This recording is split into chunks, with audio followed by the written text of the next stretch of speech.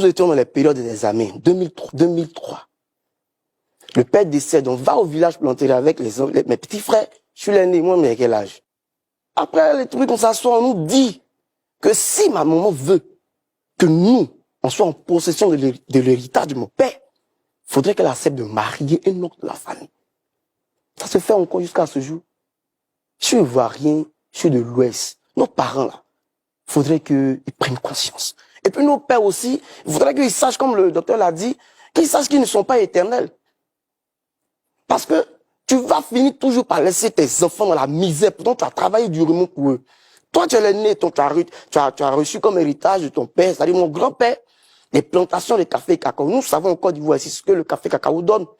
Mon père même, il était en entreprise privée, il a démissionné pour développer une PPTE qui lui permettait de rebobiner, fabriquer les pièces de véhicules de toute marque, ici à Abidjan. Donc ça allait chez lui. Le gars, paf, il tombe. On lui dit, on dit à sa femme de marier l'un de ses frères. Comme elle refuse à cause de sa religion, on est d'accord, au revoir. Et ceux qui vont s'asseoir sur l'héritage, c'est les oncles, les cousins. Et ils sont à l'aise. Nous, on retourne à Abidjan. Le seul espoir qui restait à ma mère, c'était le PPTE que le père avait commencé à développer. Il avait un partenaire. Il allait le voir, pour discuter avec lui. Le gars, il la met en confiance. Elle ne s'y connaissait pas. Elle était malheureusement analphabète. Ils se mettent d'accord. Non, chaque mois, il va donner temps, il va gérer le truc. Quand tourne dos, le gars, il déplace l'entreprise. Il rentre dans le vide, il disparaît. Mais nous voilà. Je suis obligé de me retrouver, c'est pas possible, de me retrouver dans les marchés avec des cuvettes de sel sur la tête en train de dire coco il y a sel. Juste pour qu'on puisse avoir un père à manger à la maison. À cause de qui? Mon père. Qui ne savait pas que pour le bien-être de ses enfants-là, ça commençait depuis qu'il était encore en vie. En train de se retrouver en train de vendre du pain. Pour pouvoir manger. Pendant ce temps, on a des plantations au village. C'est pas les moindres. De grosses plantations. Et des soi-disant gens qui sont assis dessus, ils sont à l'aise. Ils ne savent même pas où on vit. Et cette situation a failli me faire devenir autre chose. Parce que jusqu'à présent, je porte encore les stigmates de cette vie sur mon corps. Mais c'est parce que ma mère était une femme de prière que le Seigneur nous a épargnés. Sinon, la voyousie, elle a commencé à le faire. Me retrouver sur les ponts en train de faire ce qu'il ne faut pas faire. Parce qu'il n'y a pas à manger à la maison. Les cicatrices sont encore par-ci, par-là. Il a fallu la grâce de Dieu. Mais petit frère, c'est pas la peine. L'avant-dernier, il a failli mourir parce que lui, il était obligé de faire ce qu'on appelle dans notre jargon le guidage. C'est-à-dire que tu te lèves matin, tu vas dans les ordures, les enfants qui ramassent les poubelles dans les ordures, là. Petit frère est obligé de faire ça. Comment on appelle ça?